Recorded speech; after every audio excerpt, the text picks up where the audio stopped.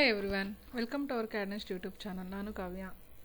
So in previous ಸೆಷನಲ್ಲಿ ನಿಮಗೆ advance Excel ಬಗ್ಗೆ ಹೇಳ್ಕೊಡ್ತಿದ್ದೆ. ಇವತ್ತಿನ ಟಾಪಿಕಲ್ಲಿ ಕನ್ಸಾಲ್ಡೇಟೆಡ್. ಏನು ಕನ್ಸಾಲ್ಡೇಟೆಡ್ ಅಂದರೆ ಏನು ನೋಡೋಣ.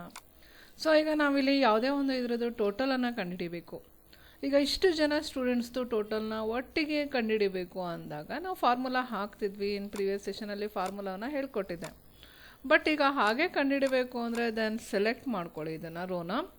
ಸೆಲೆಕ್ಟ್ ಮಾಡಿಕೊಂಡು ಕನ್ಸಾಲ್ಡೇಟೆಡ್ಗೆ ಹೋಗಿ ಕನ್ಸಾಲ್ಡೇಟೆಡಲ್ಲಿ ನೀವೇನು ಮಾಡಬೇಕು ಅಂತಂದರೆ ಈಗ ಆಲ್ರೆಡಿ ಇಲ್ಲಿದೆ, ಅದನ್ನು ನಾನು ಡಿಲೀಟ್ ಮಾಡ್ತಾಯಿದ್ದೀನಿ.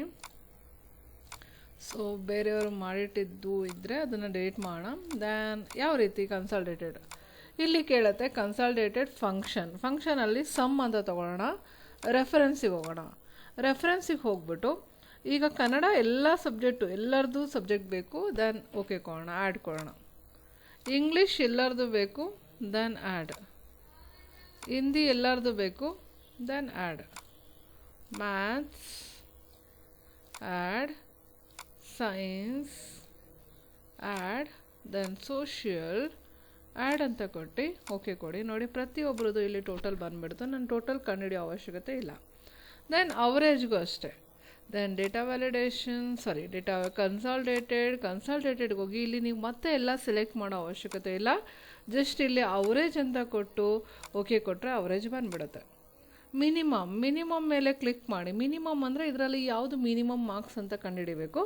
ಈಗ ನಾನು ಮತ್ತೆ ಎಲ್ಲರದ್ದು ಮಾಡ್ಕೊಳ್ಳೋ ಅವಶ್ಯಕತೆ ಇಲ್ಲ. ಕನ್ಸಾಲ್ಡೇಟೆಡ್ಗೆ ಹೋಗಿ ಇಲ್ಲಿ ಮಿನಿಮಮ್ ಅಂತ ಕೊಟ್ಟು ಓಕೆ ಕೊಟ್ಟರೆ ಮಿನಿಮಮ್ ಆಗುತ್ತೆ. ಮ್ಯಾಕ್ಸಿಮಮ್ ಕನ್ಸಲ್ಟೇಟೆಡ್ಗೆ ಹೋಗಿ ಇಲ್ಲಿ ಮ್ಯಾಕ್ಸಿಮಮ್ ಅಂತ ಕೊಡಿ. ಮ್ಯಾಕ್ಸಿಮಮ್ ಅಂತ ಕೊಟ್ಟರೆ ಎಲ್ಲ ಮ್ಯಾಕ್ಸಿಮಮ್ ಆಗುತ್ತೆ. ಹಾಗೆ ಎಷ್ಟು ಸಬ್ಜೆಕ್ಟ್ ಇದೆ ಅಂತ ಕೌಂಟ್ ಮಾಡಬೇಕು. ದೆನ್ ಇಲ್ಲಿ ಹೋಗಿ ಕೌಂಟ್ ಅಂತ ಕೊಡಿ.